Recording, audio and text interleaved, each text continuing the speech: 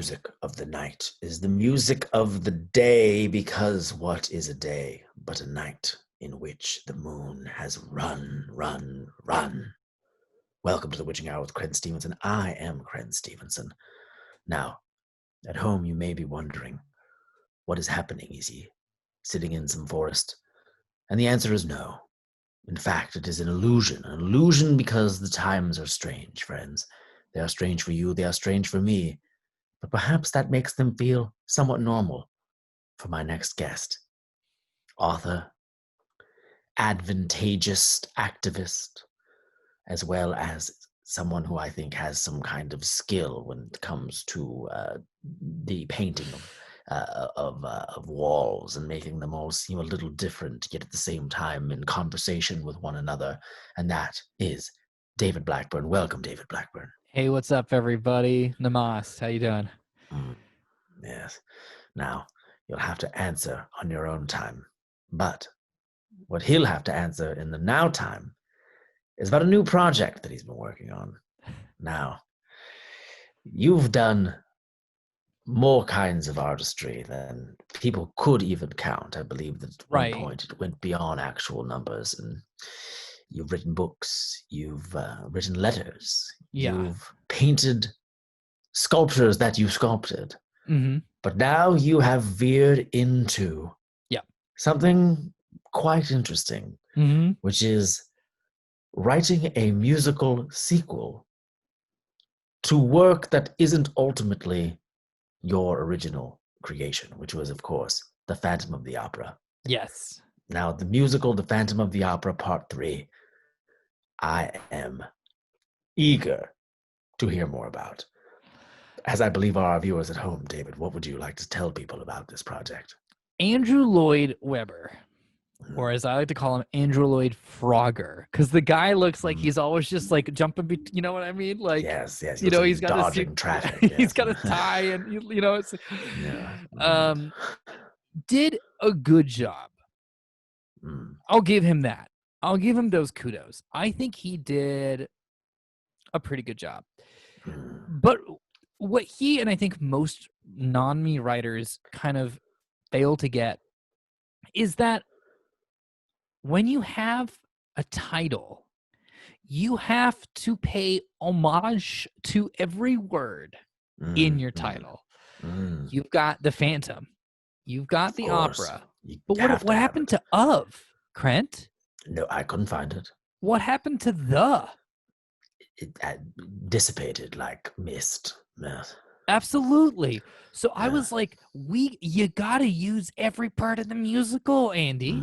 Of course. And so that is what I did, and I took it upon myself, and I said, lawsuits be damned. You know, we're gonna do it. Yes.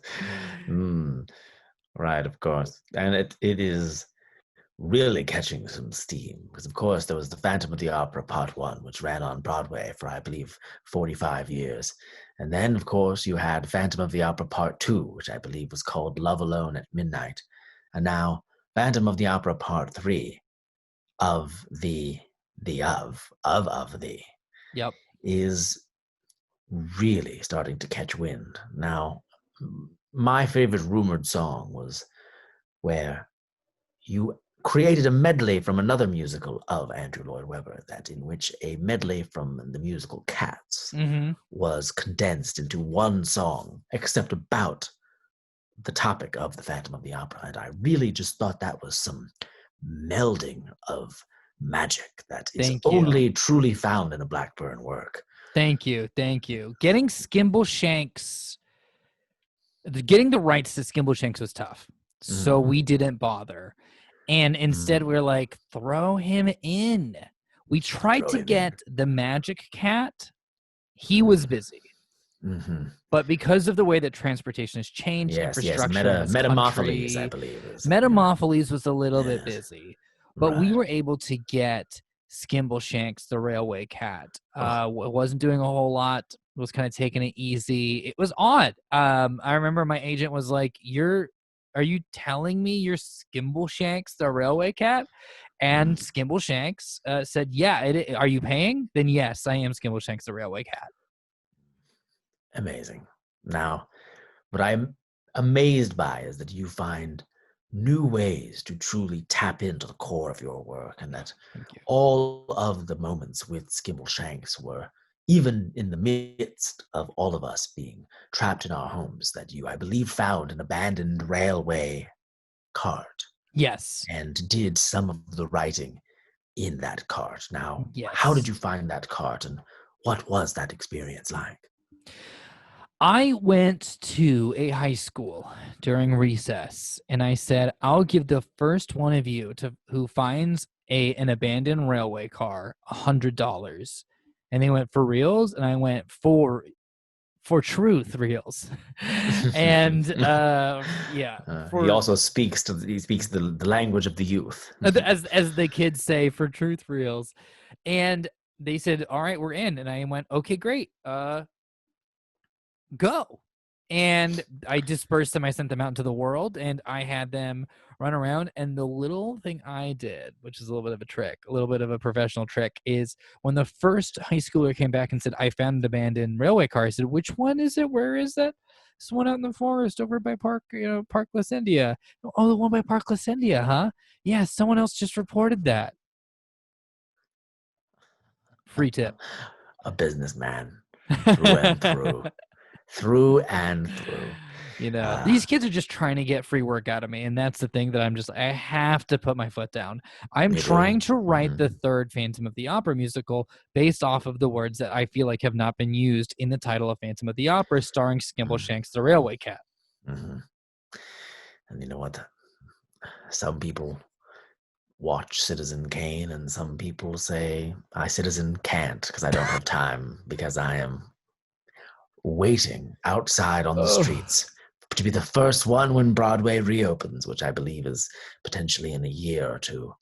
But when they do reopen those doors, you know that Phantom of the Opera 3 will be the thing that everyone is talking about. And not just the society of people named Tony, but those at all different segments of the streets. So start spreading the news, ladies and gentlemen, for David Blackburn has a sensation ready to sweep the world. Now, David, is there any last tidbit you can share with us before we say goodnight to our viewers? yeah, I can give you a little bit of a teaser about our Mm, premiere I because was we hoping for are that. premiering in New York. And I think you know which town I'm talking about, which part of town that we are performing, the theater hub of New York, the up and coming theater hub, Greenpoint. We are opening our show at Mm, Greenpoint. wonderful. Now, when the show opens in Greenpoint, be sure to remove your green cash and point your friends in the direction of where they can see Phantom of the Opera 3 of the written by the amazing David Blackburn. This has been The Witching Hour with Crent Stevenson. I am Crent Stevenson. Thank you so much to my guest, David Blackburn, and thank you to you at home as you sit there wondering, wishing, warbling, warbling with the words as we wonder what is on the beyond. Good night.